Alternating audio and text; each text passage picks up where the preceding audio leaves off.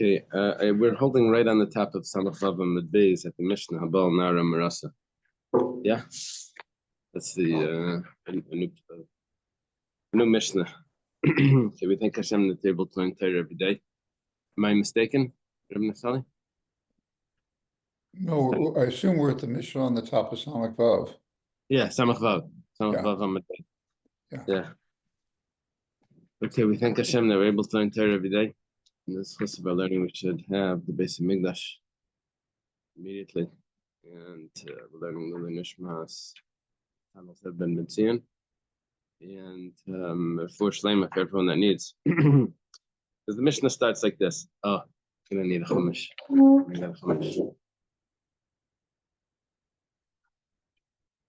Starts off with, oh, thank you. Haba al Nara Marasa. Someone that lives with the Nara Marasa. Now, this is a woman that's betrothed. She's not married yet. She's also a Nara. She's also a certain age. The Einachayev, the halacha of skila that applies to the man that lives with her, and to her. Right? They both have, 1 second. Kia Nara Basula Meirasala Ish. The goes like this. If a man is found lying with a married woman, both of them must die. That's the pasuk before. That's the pasuk. That's the pasuk before with the married woman. If there's a virgin girl betrothed to a man, and another man finds her lurking in the city, they have lurking in parentheses, and lies with her, you should take them both out to the gate of that city, and you should pelt them both to death with stones. The girl because she did not cry out in the city, and the man because he violated his fellow's wife. Thus, you will eliminate the evil from Israel. The next case is over here. But if he finds a girl a betrothed girl in a field, and he lies with her, then only the man will be put to death. The girl, you should do nothing. The girl did not commit a sin deserving of death. But in this case, the girl was forcibly coerced, like the man who assaults his fellow, murders him. And since he found her in a field, there was nobody to save the betrothed girl when she cried out. Okay, those are the two halachas, one after another. If he finds a virgin girl who is not betrothed, takes hold of her and lies with her, and they are found, the man who lay with her must give 50 shekels, 50 silver to the girl's father because he violated her. She must become his wife. He may not send her away. Okay, so we have the halacha of the Nara Murasa. She is betrothed, and Nara Basula Murasa. She has to also be a Basula. Now, but let's go through this carefully. Achate Nara, until she's a Nara. Nara means that she's 12 years old. She has signs of puberty, but she hasn't completed the signs of puberty. She's not a begeris. She doesn't reach the 6 month later of the signs of puberty, which then the hair covers over most of the area. She only has 2 hairs. She's a basula. She's a virgin, right? And that means she never lived with a man. And Morasa is coming to tell me that she's only betrothed, she's not married. That's when the halacha is that she's going to get skila. We learned that there's if she's married, if she's fully married, then it's going to be chenek, it's going to be strangulation. Here it's not only. Here it's more severe, it's stoning.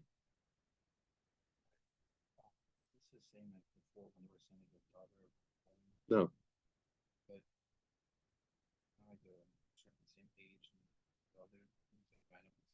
No, the daughter of the Kohen didn't need to be a basula. No, I don't think so. But the daughter of the Kohen needed to be a Nara?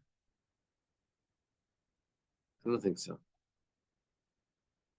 And also she has to be still in her father's house. And this is coming to tell me, not if she was already handed over to the messengers of the husband. Okay. This is an interesting case. If 2 people lived with her, the first one is going to get skila, the second one's going to get chenek. Now, the second one is going to get chenek we're talking about over here, Rashi says that we're talking about two people lived with her, and she's still a basula. How is she still a basula? She's still a virgin if she lived with, after the first one, she's not a basula anymore. So Rashi tells me that it's talking about he lived with her shalei kedarka in an atypical manner, so she's still a virgin. And so why does the halacha change? It says, well, it's following the opinion of Rebbe that holds that she's not considered a basula after she has relations, even in an atypical manner. That would be like she's not a virgin. That's like a vernacular. That's not a medical term. It's just the, she's had relations before, but she's not. That's Rebbe's view. Tana Rabbanan, starting in the Brisa. Nara says in the pasuk, Nara. What's Nara means a girl that's 12 years old, V'lei begeris, and she's not 12 and a half. Basula, it says that she's a virgin. V'lei ba'ula, and she's not someone that was intimate with the man. Marasa, she's betrothed. V'lei nesu, and she's not married. Bebeis avia, she's in her father's house. Prat l'shemaser rav l'shluchei habal. Coming to exclude once the father has given her over to the messengers of the husband. In other words, she's granted she's not married to she hasn't entered into the house of the husband, but we're saying also that not only is she not entered into the house of the husband, but she's still in the father's house. She's not in the voyage in between the father's house and the house of the husband. She's still in the father's house. So these are all the conditions for skila, right? Exactly. But if she doesn't meet those conditions, there could still be another misa based in. Probably going to end up being chenek or something like that. Okay, thank you.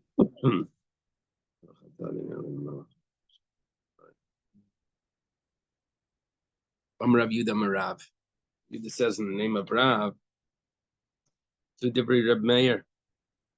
Our Mishnah is only one opinion. It's only the opinion of Reb Meir. Aval Chachamim Meimrim, the Chacham say Nara Marasa. And it says in Nara Marasa, the betrothed girl, it's afilu katana b'mashma. The same halacha would apply if she's a katana.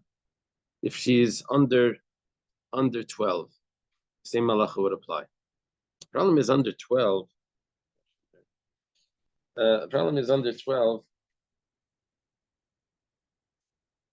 Under 12, it's from the camping. I didn't realize under 12, she's not. She doesn't get a punishment. You can't punish her if she's under 12. She's a minor. Well,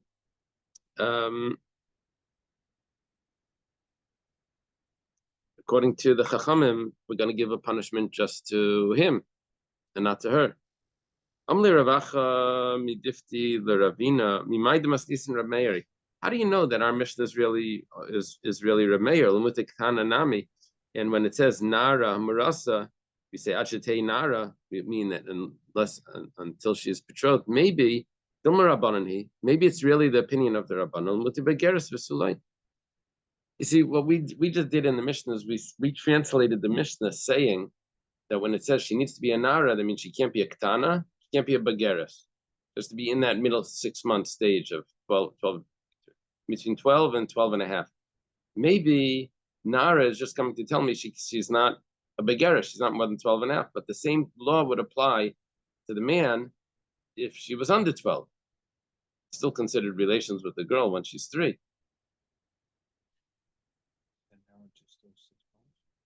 Nara was 12 to 12 and a half. But we said, what is that excluding? After 12 and a half. And we also said it's excluding before 12. But how do you know that it's excluding before 12? Maybe it's only excluding after, and it's including before 12. Maybe the point of the Nara is that it's not older than a Nara. Well, Amrlei, so Ravina responds to Rav Acha Midifti that you can't say that because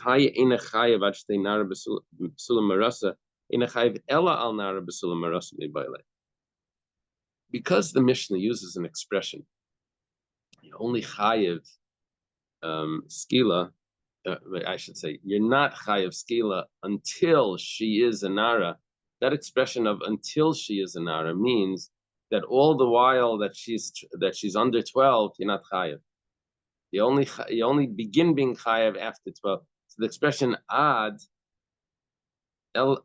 shetehinara is coming to tell me that under 12 is not chayav skila. And that means it's the opinion of Reb Meir that says that it's only in those 6 months, not the chachamim that say that it applies even if she's under 12. Would add another, what is that, 9 years? It would add another 9 years to her, to this halacha.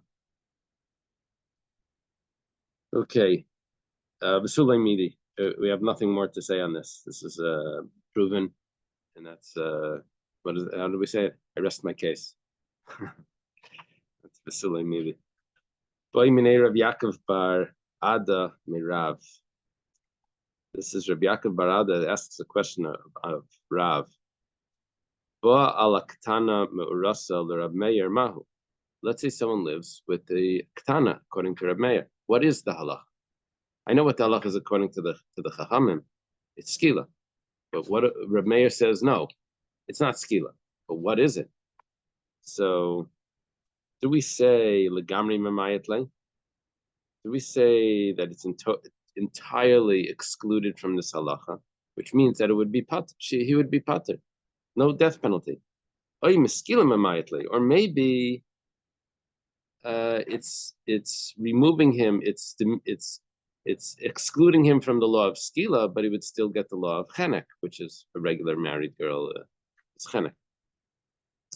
Well, this is a question from Rav that they asked Rav. Amarle, Rav responded, "Mistaber miskila memayetle." Probably, it's excluded from skila.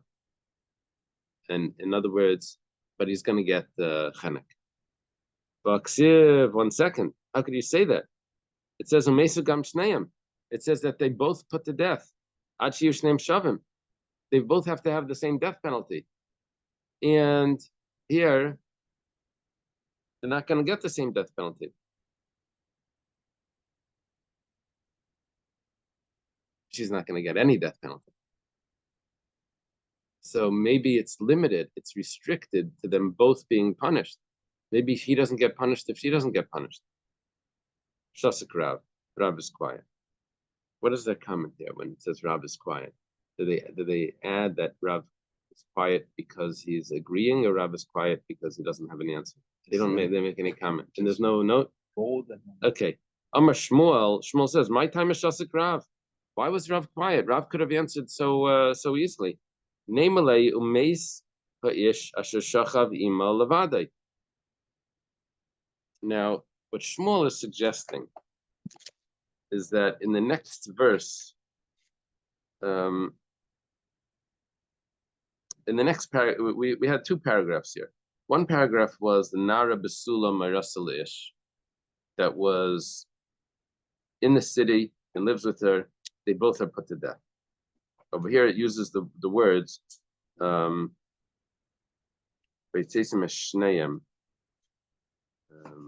was the verse of Mesugam Shneim? Oh, that was by Mesugam Shneim was if she's married. That's a quote from the pasuk when the woman is fully married. Okay, but we have the verse that says if she was in the field. So over there it says that only the man is put to death, and it says Umeisa Isha Shachav Ima Lavada. Only he is put to death, not the girl, because the girl you don't do anything because she was raped. So we do have another. If Shmuel is saying, what is this? Just a crowd. Hillel's showing me in the Koran a comment, a note on Shasik Rav. There are several places in the Talmud where Rav remained silent in the face of an objection against his opinion, neither responding to the objection nor retracting his opinion. Other sages often find the proof for Rav's opinion after he remained silent. There's no uniform explanation for Rav's silence. In some cases, the commentaries say that Rav was silent because he considered the objection insignificant, and therefore did not take the trouble to respond to it. In other cases, they say Rav was silent because his opinion was based on clear tradition, even though he did not have an answer at hand. That did not affect the truth of his statement.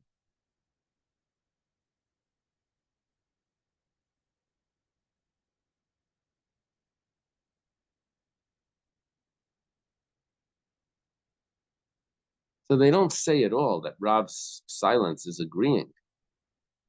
It's either he disregards them or he disregards them. Either he disregards them because he thought the question was insignificant, or he disregards them because even if it is significant, I don't care because I have a tradition. But it doesn't say over here at all that he agreed. Where is this? Oh, this is our Gemara. This is in our. Okay. Well, Shmuel says that why was Rav silent? Rav could have answered that we have a case where just the husband is punished. And we see that it doesn't have to. In every case, it doesn't have to be that both paramours need to get the same punishment. Okay, so that's Shmuel's question. Now the Gemara says Kitanoi. This is actually earlier machlekes. One pasuk says Amesagam Shneim Ad Shiur Shneim Shavim. This is the Divrei Rabbi Yosha. This is the opinion of Rabbi Yosha, and they have to both be of age in order for the punishments to be carried out. Rabbi Yonasan Aimer, Rabbi Yonasan says, Rabbi Yonasan and Rabbi Yosha, that's typical for them to argue. Rabbi Yonasan says,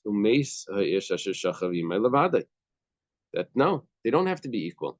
We have a case where just the man gets punished by the rape. So V'idach, what does Rabbi Yonasan do with, it's interesting, V'idach, the other one, because it's continuing with the same opinion. Usually you don't do that. Usually would say Uladidei, and according to him, right, you would say, because V'idach sounds like it's going back on the first opinion, right? The former, not the latter, right? V'idach, but here we're continuing with the same opinion. Ahu, Mesagam Shnei Maidarshbe, what does he do with the verse that says that they both get put to death, which means that they both should have an equal punishment? Amarava L'mu'ute Ma'isichidudim. That shows those extra words are just coming to exclude if there was no the act of intimacy was without penetration. It was just ma'aseh chidudim. I don't know what the expression of chidudim comes from. Chidudim sounds like to sharpen. How do they translate the word chidudim? It means that he's just pressing against her body, but he's not going inside her. I have on the side hurdisi from the Aruch, Maaseh hurdisi, which Rashi later explains means that you're gonna see this Rashi over here. He doesn't put it over here. He puts it on the late. Oh, yeah, under the Rashi like klumhu ikada amri Maaseh hurdis instead of Maaseh chidudim. Shetmina sheva shana bedvash. Remember hurdis? He took the Chashmonai girl. He embalmed her, put her in honey to keep her body fresh, and he lived with her. So here it's saying, some say that it's coming to exclude if he lived with her after she was dead. That's Maisa Hurdisi, active Hurdis. They don't translate it over there, right?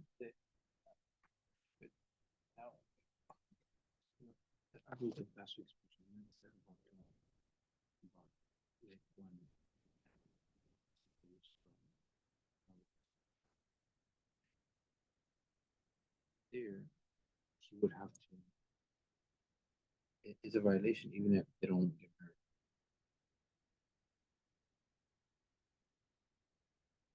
Like It's a violation because she was a young girl and the father didn't give permission. He could marry her if the father accepts the kiddushin money. But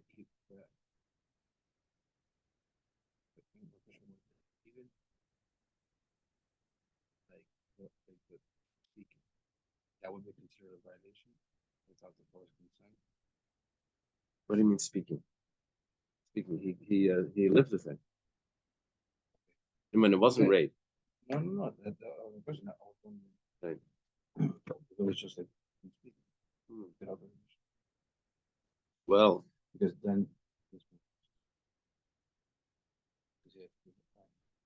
right over there he did the act. Here we're saying that he didn't do it. He was we're saying is that being together with her, which would probably get him arrested, but won't make him a death penalty. Yeah. So okay. What does Rabbi Yeshua do? How does he know that Ma'aseh Chidudim doesn't have a death penalty? Ma'aseh Chidudim lav klumi. I don't need a pasuk for that. It's nothing. Okay. If it means Ma'aseh Hordis, he also means that's nothing. Be'idach. What does Rabbi Yeshua? We're continuing with Rabbi Yeshua. It's interesting again. Be'idach is the same person. What does he do with the pasuk that says the man alone gets punished? What does he learn from that? Kedetanya, stored in a brisa.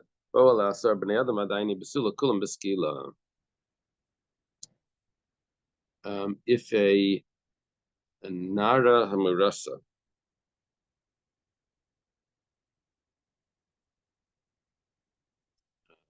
lives with 10 people, and all of them lived with her shalei kedarka in an atypical manner, so she still remains a virgin. So the law, because she was a virgin for all that time, for all 10 people, so she's going to have they're all going to get skila, because that's the law for a virgin. That's a nara marasa. Rabbi says, we mentioned this when we were learning the Mishnah. Rabbi Yaimer harishim b'skila v'kol b'chenek. Rabbi says no, it says levada, him alone. It's not in the same pasuk; it's in a different paragraph. But that extra word is coming to teach me back to this halacha, that only the man is going to get, only the first one is going to get skila, because the rest of them are going to be considered that they lived with a girl that's a bu'ula, even though she's still a virgin, but she's considered that she was lived with already. She's not the first one. Tanra Banan. Thought in a brisa. Bas ish kayin kiseichel lisnes. This is a different chapter. This is going back to the halachas of the kayin, of the daughter of the kayin. And over there in the verse it says that the daughter of the kayin, kiseichel, when she begins to go astray, to lisnes, to have this promiscuous relation. It's the pasuk continues. It says she profanes her father, and she's put to death with streifa, with burning. Rabbi says that the word is tchila. It means that she begins. As it says in the pasuk, that the man that lives with her, him alone should be put to death. That's referring to the case of rape. Mike Amar, what is going on here? What is Rabbi saying? Amar Rabbi Yeshua, Rabbi Shmuel Svirle. Rabbi holds like Rabbi Shmuel. He's explaining Rabbi's words. Amar, that Rabbi Shmuel says, Arusa Yetzis L'Streif V'Lei Nesua, that it's only the betrothed girl that gets. Remember, we had a big machlekes over here when it comes to the daughter of a kayin. Which situation, which scenario does the daughter of the kayin get streifa? Was it both when she's betrothed and married, or is it only when she's betrothed and not married? Or Rabbi Shmuel's view is only when she's married and not betrothed? Rabbi Shmuel's opinion was only betrothed and not married, right? I forget who the other one was. Maybe Rabbi Shimon or something said married. Bachi Kamar, and this is what Rabbi means. Im tchilas bia biznus b'streifa.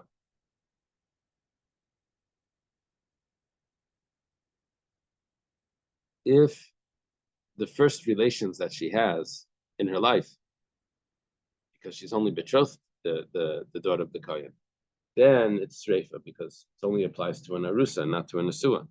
Idach, but anyone else is bechenek. It's going to be strangulation, not the original punishment, and that's what Rebbe said. By Rebbe had another chiddush before that even if it's atypical, it would be the same halacha. My v'chein. Why is he quoting the pasuk of v'chein? What does he mean? And also, and so too, Rebbe says, quotes that pasuk about the rape where he alone gets put to death. Ki hasam, it's saying, it's doing a comparison. Ma hasam b'tchilas bia kamishtaikra. Just like over there, it's the first time she has relations, right? He's talking about a virgin girl that was raped. Chanami b'tchilas bia kamishtaikra. Here also, it says ki seichel. It means it's the first time she's having relations. That means she's betrothed. She's going to get over here by the baskain. She's going to get the punishment of burning.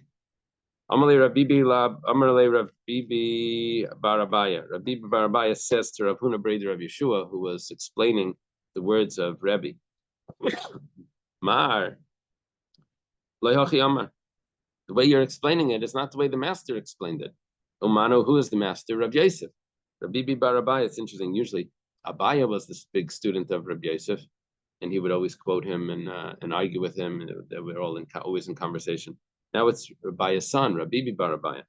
He says that Rebbe Reb Meir Sfirle. Rebbe's not going like Rabbi Shmuel, he's going like Reb Meir. What he means is that if she was here it says Nissus, doesn't really mean Nissus, it doesn't mean betrothed. Oh, married. If she's married, according to Reb Meir, the death penalty would only be on someone that was married, not on betrothed. If she afterwards goes and marries one of those guys. No, 1 second. 1 second. A daughter of a Kohen, doesn't matter what she's married to, but there's 2 stages there. There's the betrothal, and then there's the marriage. We were learning before that it was the opinion of Rabbi Shmuel that says that it was only on the betrothal that she gets the shreifa. Now we're jumping. We're saying it's only on when she's married she gets the shreifa, but she has to be married to someone that she's eligible to marry. If she's married to someone that she was not allowed to marry, so then she's not going to get the same punishment. Nissus lechem min apsulim, if she's married to one of those people that she wasn't eligible to marry, then misasa bechenek, then she's going to get not the shreifa punishment, which is the unique punishment for a daughter of a Kohen. She's going to get strangulation instead. And this is what Rebbe means. Im tchilas achalta achalasa biznus. What does that mean? If her first profaning, right? Profaning? Desecration is the word. If her first desecration comes through znus, then it's b'shreifa. But v'idach, anyone else, which means if it was the first one wasn't through znus, the first desecration was through marriage. In other words, she married someone that she wasn't allowed, then someone that lives with her is only going to get chenek. Why are you quoting that pasuk about the girl that was raped, that only he gets punished? If what you're telling me now, over there it was talking about a rape, and we're talking about that was the first time she ever had relations. Over here you're not saying that. Over here you're talking about it's totally a different story. So it says Simana Ba'alma. That's just telling me that it's the first. Doesn't mean exactly. You can't compare it in all cases. So it's the first of something. What is it referring to? The first desecration of her status. Okay. We're holding on top of Samach Zayin, the new Mishnah. It says Hamesis, someone that incites another person to worship idols. Zehediyat. This is talking about someone that's not a prophet. He's not claiming to have that Hashem spoke to him and telling him to do stuff. He's just a regular guy. He's coming over to another person. He's telling him to, let's go worship idols. Zehediyat is a regular person. And the person that he's coming to is also a hediyat. But Gemara is going to assume here that it's referring to him as a hediyat. Means that it's not a majar, it's not a multitude of people, it's not an entire city. It's just an individual. When it says so, hediyat now has two translations. One, hediyat means not a prophet, and also hediyat means an individual as opposed to a community. Amar, if he says yesh yera b'makom plani, there's a yera means something awesome, which means a god over there. We should go. There's an idol over there, a deity. Kach so it eats, right? Kach says this is how it starts to describe the why we should go worship it. You should see the way this thing eats. It's probably impressive if it's just a stone or a robot. Kach Shesa, that's how it drinks. Kach Mitiva, this is how it does good to the people that serve it. Kach Manir, this is how it does bad to the people. It's really worthwhile. We should go over there. So that's That's mesis. He's inciting the person to do this, and he gets skila. That's what we're talking about over here. All of these mishnayos is skila.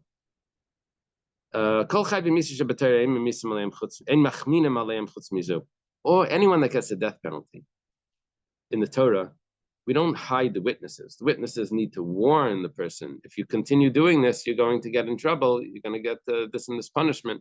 And the person says, "I don't care." But over here, we don't do that. Here we hide witnesses, and we're going to trick him into saying what he said again in front of those witnesses. Amar l'shnayim. Let's say he tells to two people, "Hey, native," then you don't need to hide witnesses. Those two people are the witnesses. He tells them, "Let's go worship idols." You say, "We got you. Come with us." Maybe in Isilabez, and they bring him to court for cycling. They say he gets, and they stone him. Amal echad. Let's say if he only told one person, who I marry, he says, "Yesh li chaver ma'aseh b'kach." You got to say this to my friends. Im hu aram. Aram doesn't mean naked here. Aram means if he's clever, if he's sly, like the snake. If he's clever, then the emphasis is supposed to be probably arum as opposed to arum.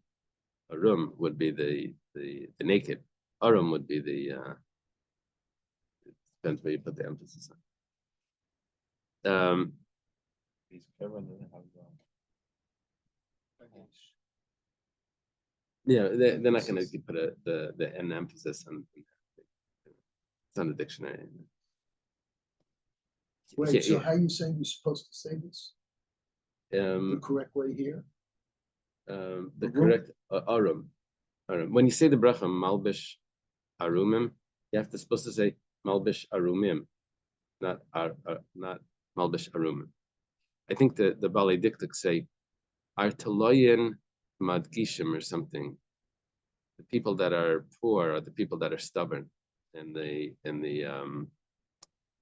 stubbornness comes from the dot in the mem, the dagish in the mem that makes the emphasis there. Yeah, artalar means poor, means the malbish arum that dresses the naked. That's referring to the poor. So the naked over there means that you pronounce it arumim. Okay, Moshe will correct me. So if he's clever, he doesn't. It says means he doesn't want us to talk in front of him. He's going to get into trouble. So machminin layedim, they hide witnesses. Together behind the fence. And he says to him, "Amar masha marta biyichad. Tell me what you told me privately. Don't worry, you can talk over here. There's no mamish, no one listening." And then you can trust me with all your secrets. Right? And the person says to him, and he is supposed to respond, "You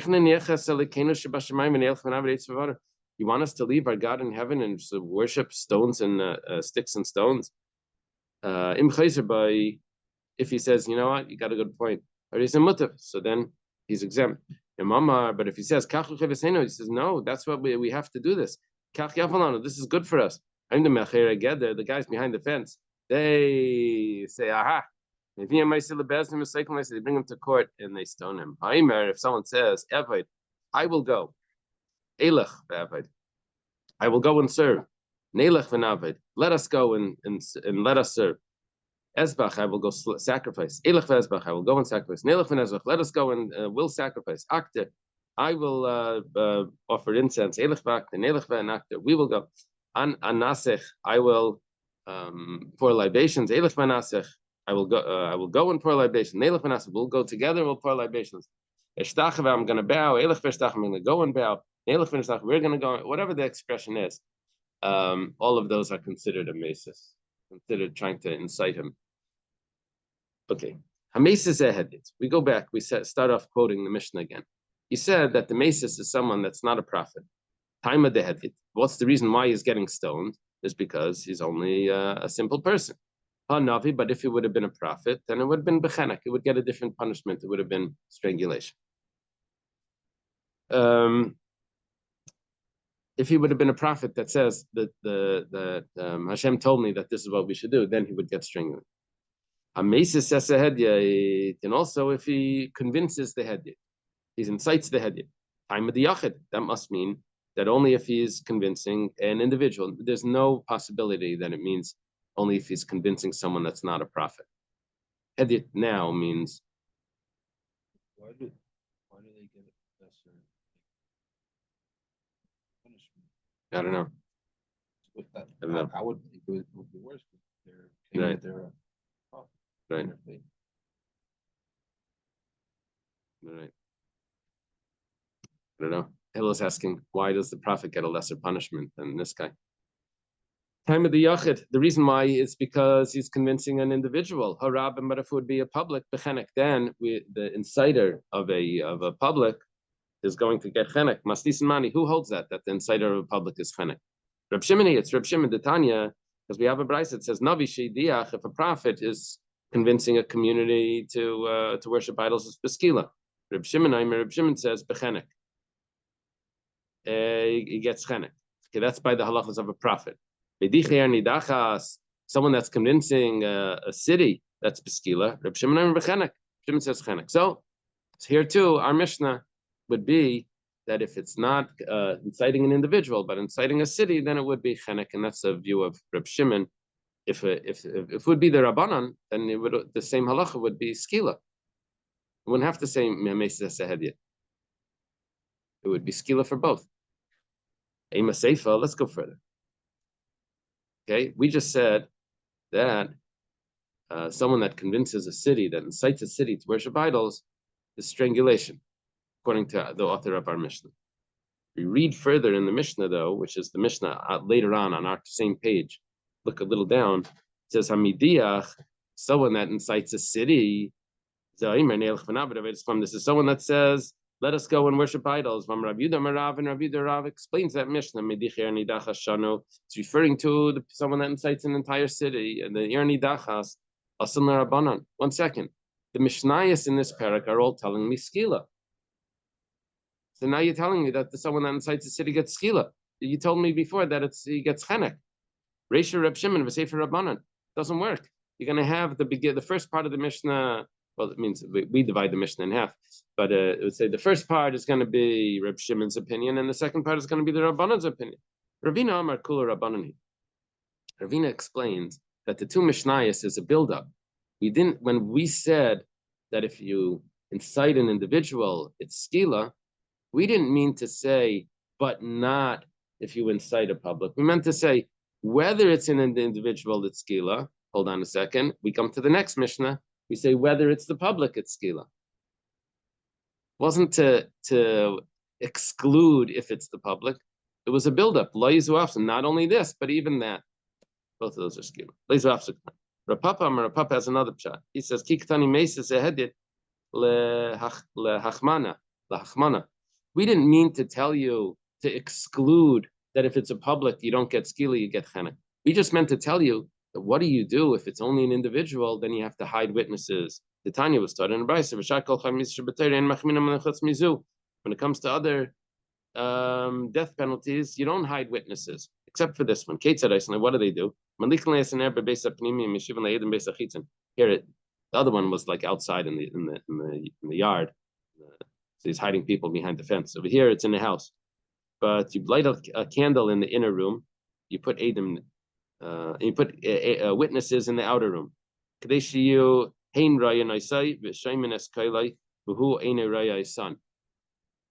could see him because the light is on him, but they can't see him. Maybe they use floodlights. Maybe they use floodlights. They do that to people on stage. The speaker, you always see like the speakers, like they can't look up because they're so bright. I was at an event once. The speaker complained. He said, "If you don't remove these lights, I'm going to walk up."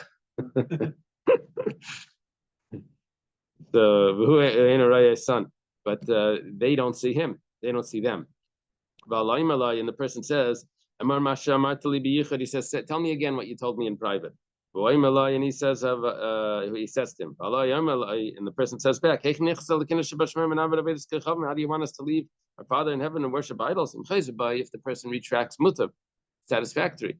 In Mamar, if he says, and we have to do this, Eidim Sheshaymen Mibachutz, the witnesses that are in the outer room.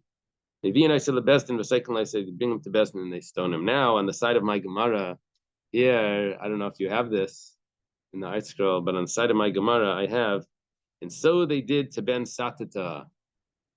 This is what they did to Ben Satata, which probably is Yashka. That's probably why they took this out.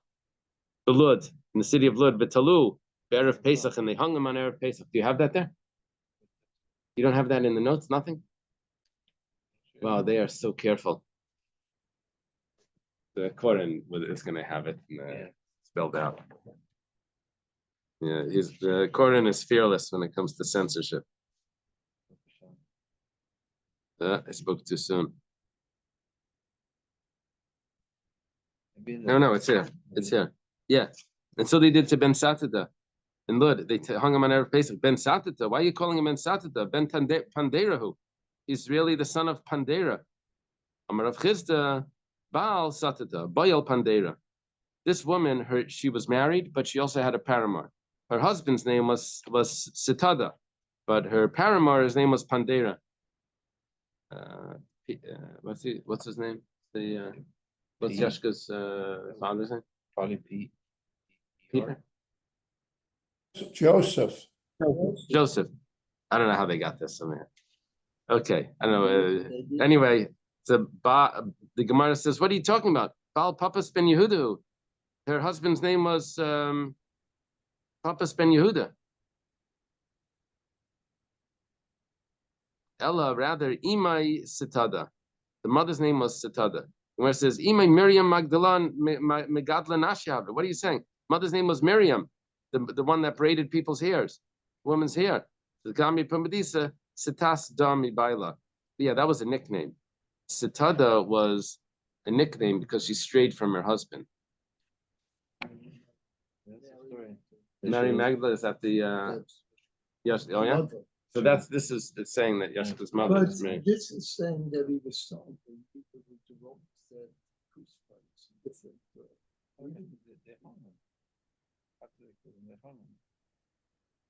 whole thing is a lie.